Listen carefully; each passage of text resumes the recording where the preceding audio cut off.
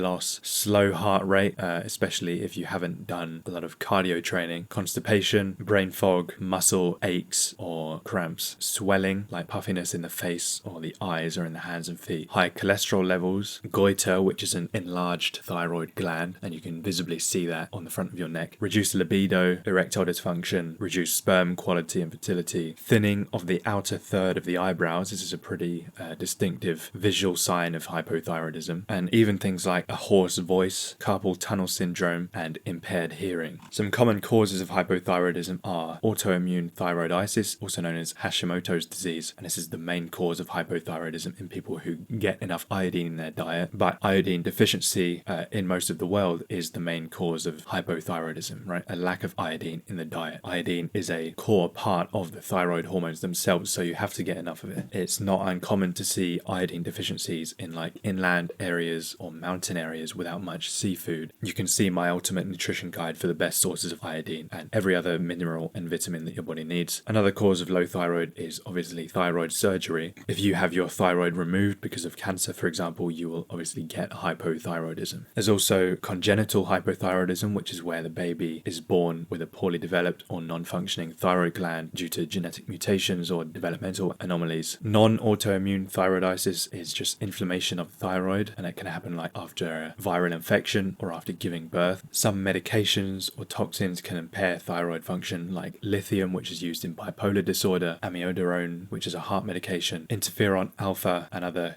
cancer immunotherapies can trigger autoimmune thyroiditis. Goitrogens are substances that interfere with iodine uptake, and they're found in things like uncooked cruciferous vegetables or soy. If you already have a really low iodine intake, eating a lot of goitrogenic foods can mean that you're not getting enough iodine, and that can cause low thyroid function. For most people, they're not a big problem, and also cooking them reduces their goitrogenicity. Perchlorate is a pollutant that competes with iodine uptake, so that's another one to avoid. And then other endocrine disruptors can also have a role in thyroid disorder. Secondary hypothyroidism occurs when the pituitary gland is the problem rather than the thyroid itself. So for example, a pituitary tumor or injury might result in not enough TSH secretion. So in these cases, the thyroid itself might be perfectly healthy, but it's not producing enough thyroid because it's just just not getting the signals from the brain. And the problem is in the brain rather than the thyroid. Hypothyroidism is treated with thyroid hormone replacement, usually a synthetic T4 medication called levothyroxine. This will raise T4 and T3 levels and bring TSH back to normal, basically restoring a normal thyroid state. Now for hyperthyroidism, which is where the thyroid gland is in overdrive and it makes excessive amounts of T4 and T3. This is less common than hypothyroidism. It's about like 1% or so of people in the US have an overactive thyroid. Again, it's still more common in women. Symptoms of hyperthyroidism are weight loss despite having a big appetite, heat intolerance and excessive sweating, rapid heartbeat and palpitations, nervousness, anxiety and irritability, tremors and shakiness, muscle weakness, frequent bowel movements or diarrhea, warm moist skin and hair changes, high blood pressure, psychological symptoms like hyperexcitability, restlessness and euphoria, and then that's followed by fatigue. You can have goiter in hyperthyroidism as well as hypothyroidism. You can have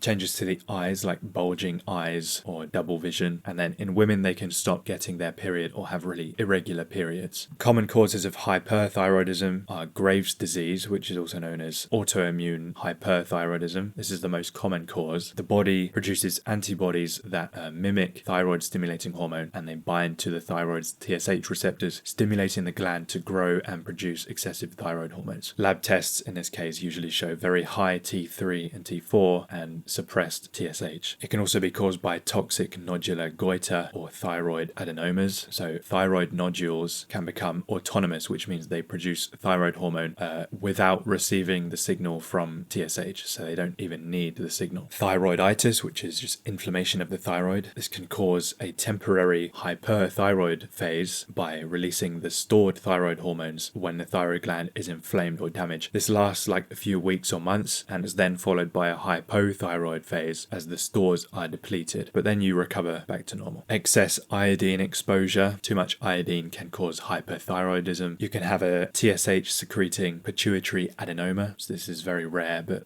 in less than 1% of cases, a tumor in the pituitary gland can secrete TSH without the normal feedback control, leading to very high TSH and very high T3 and T4. And then you can also have factitious or iatrogenic hyperthyroidism. So this happens when someone overconsumes thyroid hormone by taking an excessive dose of levothyroxine, for example, or taking a lot of desiccated thyroid. So Graves' disease and toxic nodular goiter are the usual culprits. Smoking is also a risk factor for developing hyperthyroidism and Graves' disease. In terms of men's health specifically, hyperthyroidism can raise sex hormone binding globulin, meaning more testosterone is bound in the blood. So that can mean that you see higher total testosterone on your blood test, but then you have your free testosterone is lower. So men with hyperthyroidism often have lower free T and elevated estrogen levels, which can lead to gynecomastia. So about 20 to 40% of men with Graves' disease have some degree of gyno, and this goes back down after treatment. So that shows pretty clearly the interaction between thyroid and sex hormones. Too much thyroid, you can also have lower libido and sexual dysfunction, reduced sperm counts and motility, and again,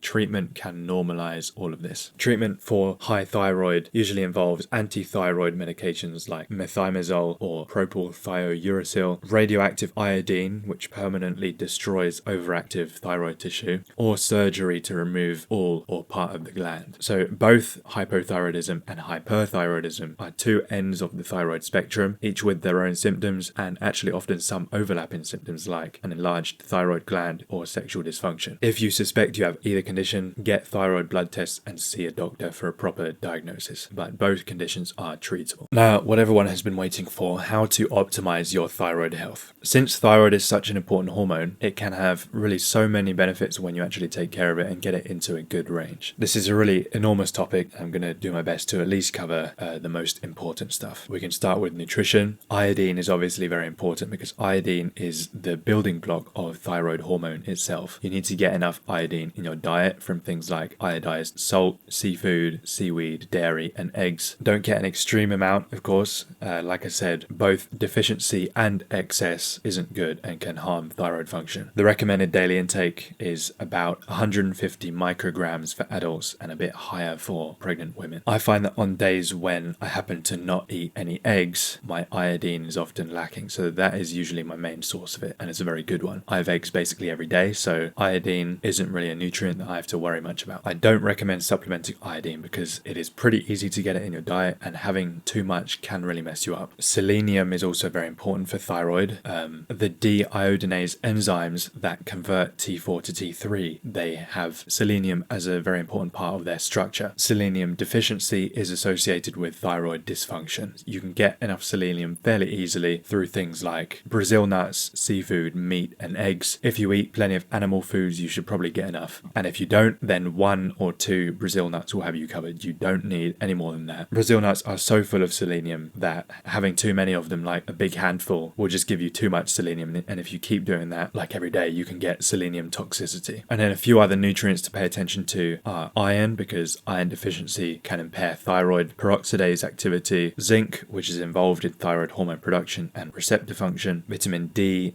Low vitamin D is linked to higher incidence of autoimmune thyroid disease, magnesium for general metabolic and enzymatic health, and there's some evidence that it's linked to thyroid. And then B vitamins are very important, especially B6 and B12. You should get plenty of quality animal protein in your diet from gelatin, dairy, eggs, shellfish, liver, muscle meats. These provide plenty of thyroid supportive nutrients like tyrosine, B vitamins, selenium, zinc, and copper. Some people do recommend coconut oil as supportive for thyroid, but there aren't really any studies showing that, so I don't think it's going to hurt to include a bit of coconut oil in your diet, but there's not like any meta-analyses showing that it's good. Avoid excessive goitrogens, like I said earlier, especially if you have low iodine intake. Goitrogens are food compounds that interfere with iodine uptake. They're found in things like soy, broccoli, kale, cabbage, Brussels sprouts, and cauliflower. So these foods can be useful to have occasionally, but I don't recommend that you eat them in large quantities every day. You should also avoid very low calorie or low carb diets, because these will lower thyroid hormones and increase reverse T3 as an adaptive response. Carbohydrates support T3 production. I'm really not in favor of long-term low-carb diets. They can be a useful tool, like while you're addressing the underlying causes of your gut problems or your metabolic problems, but long-term, I'm not a fan, to be honest. Hypothyroidism is often triggered or worsened by long-term low-calorie eating. If you want to know more about getting your diet on point, my Ultimate Nutrition Guide is a really good resource for that, especially for the best, most bioavailable sources of each vitamin and mineral. Link in the description. Naturally, you need to take care of your gut and your liver. Most of the conversion from T4 to T3 happens in the liver, and a good part of it in the small intestines as well. Watch my recent video on gut health, that will really help you out. I also have more information about gut health in my nutrition guide, but basically you need to address any infections or pathogen overgrowths like small intestine bacterial overgrowth, candida, or H. pylori. Support your stomach acid. Eat a diet that doesn't irritate your gut or cause inflammation. Pay attention to the foods that your body doesn't seem to agree with. Eat some bone broth and fermented foods as long as you don't react poorly to them. And for the liver itself, don't drink too much alcohol, and support your bile flow with bitters, taurine, and choline. Stress is very important. Stress hormones lower thyroid function by suppressing the pituitary TSH release, impairing conversion of T4 to T3, and increasing production of reverse T3, which blocks the effects of thyroid. So things like anxiety, fasting, chronic dieting, overtraining, excessive stimulant use, all of these are stressful. And it's a bi-directional relationship between stress hormones and the thyroid. Like if your thyroid function is low, then stress hormone production increases in order to keep your blood sugar stable. Thyroid is like the main power grid, and the stress hormones are the backup generator. You don't want to be running on the backup all the time, and a lot of people are because their thyroid function is poor. If you're in a chronically stressed state, it might be because your thyroid isn't providing the abundant energy that you need, and so stress hormones have to pick up the slack. So focus on lowering stress with things like good sleep and circadian alignment, eating regularly rather than frequent or prolonged fasting. Those can be useful tools, but they are definitely stressors to the body. Nasal breathing, meditation, magnesium, reducing stimulant use, addressing unresolved conflict or psychological stresses directly, and maybe an adaptogen supplement like rhodiola rosea. I also have a full video video on cortisol, so you can watch that. Exercise is generally good. There are some studies showing that it improves thyroid function, but it's not a straightforward relationship and you really shouldn't overdo it. If you do a normal, reasonable amount of strength and cardio training, you will probably be fine, especially if you have normal thyroid levels. It's people who train a lot, like professional athletes and marathon runners and so on, that may need to be worried about this. Low thyroid also makes you more vulnerable to the stresses of exercise compared to someone with good thyroid levels who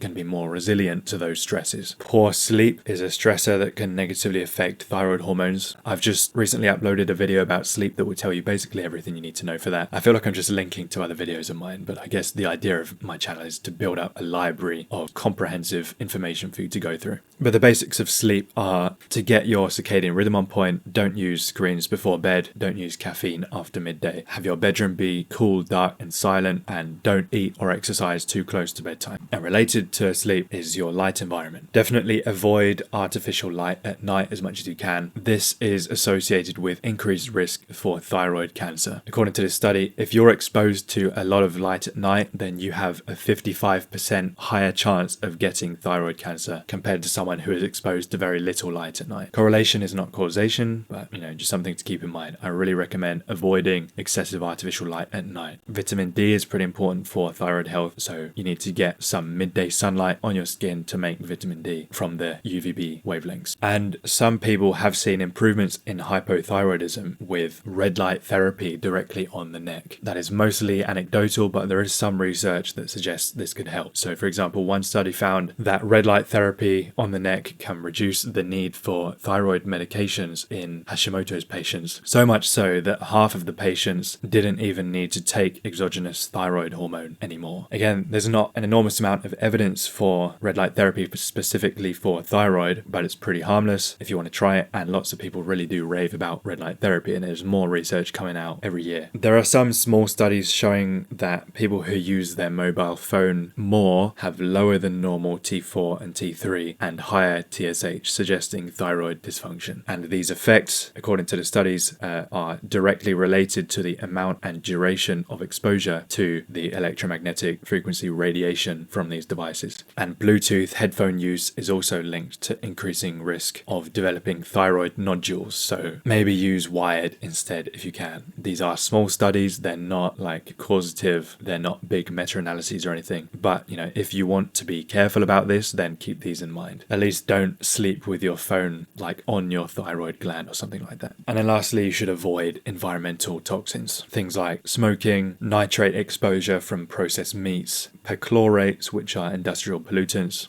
You should filter your water. You should buy organic food if you can to avoid pesticide and herbicide exposure, and just generally reduce endocrine disruptor exposure. I have another full video on that if you want to check that out. And then of course get a thyroid panel every so often and see a doctor if you need to. If you get your thyroid health in check, pretty much everything downstream of that will improve. You can normalize your cholesterol, you can improve your heart function, you can improve your cognitive function and your mood, you can restore normal bowel regularity, improve your skin and your hair growth, normalize sex hormone balance, all really good stuff. So to give a very brief summary of the steps that you can take, eat a nutrient-dense diet, especially get enough iodine and selenium in your diet. See my ultimate nutrition guide for exactly how to do that. I can't emphasize enough how good a resource that is for getting all of the micronutrients that you need. Exercise regularly, but don't overtrain. Sleep well, manage stress, make sure you have a healthy and normal light environment, like you're not staring at your bright phone screen at like 1 a.m. in the morning. Don't smoke, and generally try to avoid other environmental toxins, and then treat like actual clinical thyroid disorders with the appropriate medicine, working with a doctor. Thank you for watching. I hope you learned something new about thyroid in this video. I hope I demystified it a little bit for you. Maybe there are one or two things that I suggested that you haven't been doing already, so those can be good changes to make to get your thyroid, your metabolic health moving in a good direction. Alright, thank you for watching. I will see you in the next video.